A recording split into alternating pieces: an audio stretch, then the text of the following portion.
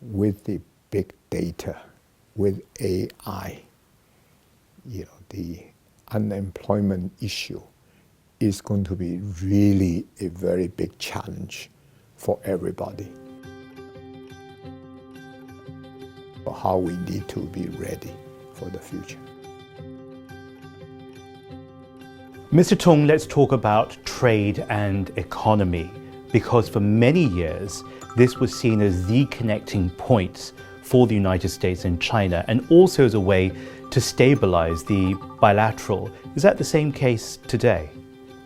I think trade is a very important element for the United States, but also for China.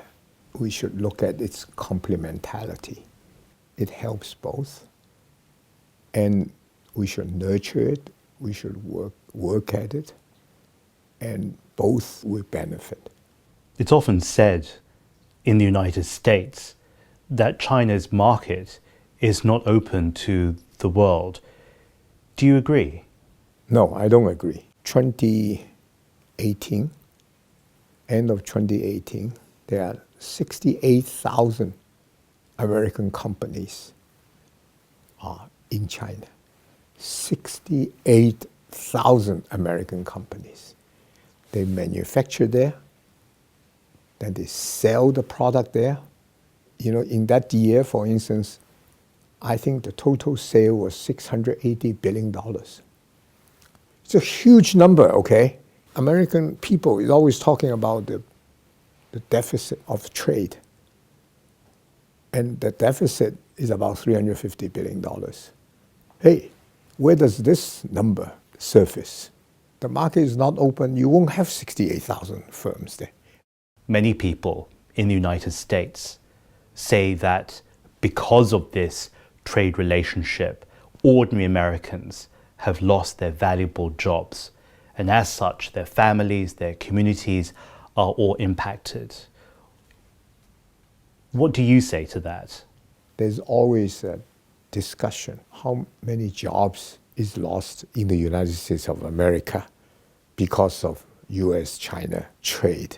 And the number that thrown about is 2.4 million jobs lost in America. But many specialists in the United States and also from the universities have said that about 85% of the job losses came from robotics, automation, with the big data, with AI.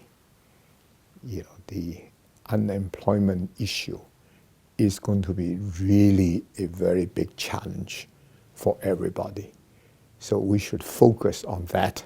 How are they going to create efficiency, but also how are they going to create, they can be destructive in the job markets, or how we need to be ready for the future. But on the other hand, American export to China creates jobs. So does the tourism that comes from China to America. So does when Chinese companies invest, job is created. And also the 300,000 students who are now studying there, they also actually create job opportunities. So when you add all these things together, the total job created is over 2 million jobs every year. It's not a whole lot, but the important thing is that it's not a small number either. China is becoming the world's largest consumer market. Before you were in politics, you were in business, you were a business leader yourself. Are there opportunities ahead for people who are not Chinese in China? The growth of the Chinese economy surprises a lot of people. It surprised me too. We always talk about the United States is the biggest consumer market in the world. Actually, at the end of this year, the Chinese consumer market will become the largest in the world. The number is like this, it's moving in that direction. But, well, why not? Because they have 1.4 billion people, four times more than America in terms of population. So the market is very, very big. And that's why there's 68,000 companies there doing things, you know. So that's where the complementarity comes, you see.